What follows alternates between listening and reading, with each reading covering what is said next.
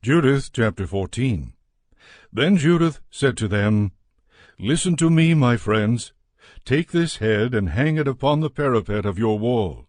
As soon as day breaks and the sun rises on the earth, each of you take up your weapons, and let every able-bodied man go out of the town. Set a captain over them, as if you were going down to the plain against the Assyrian outpost. Only do not go down. Then they will seize their arms and go into the camp and rouse the officers of the Assyrian army. They will rush into the tent of Holofernes and will not find him. Then panic will come over them, and they will flee before you. Then you and all who live within the borders of Israel will pursue them and cut them down in their tracks. But before you do all this, bring Achior the Ammonite to me, so that he may see and recognize the man who despised the house of Israel, and sent him to us as if to his death. So they summoned Achior from the house of Uzziah.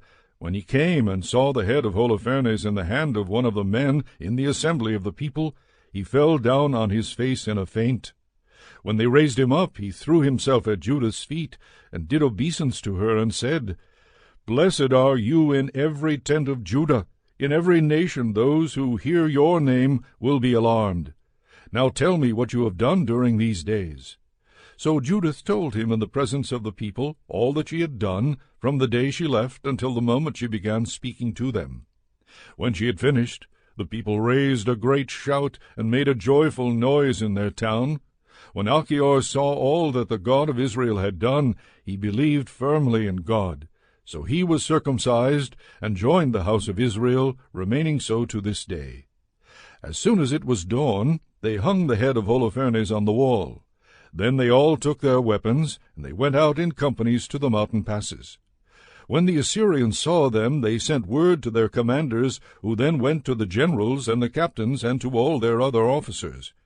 They came to Holofernes' tent, and said to the steward in charge of all his personal affairs, Wake up, our lord, for the slaves have been so bold as to come down against us to give battle to their utter destruction. So Bagoas went in and knocked at the entry of the tent, for he supposed that he was sleeping with Judith. But when no one answered, he opened it and went into the bedchamber, and found him sprawled on the floor dead, with his head missing. He cried out with a loud voice, and wept and groaned and shouted and tore his clothes.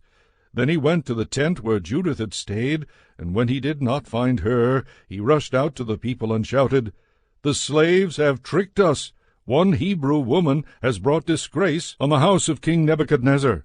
Look, Holofernes is lying on the ground, and his head is missing. When the leaders of the Assyrian army heard this, they tore their tunics and were greatly dismayed, and their loud cries and shouts rose up throughout the camp.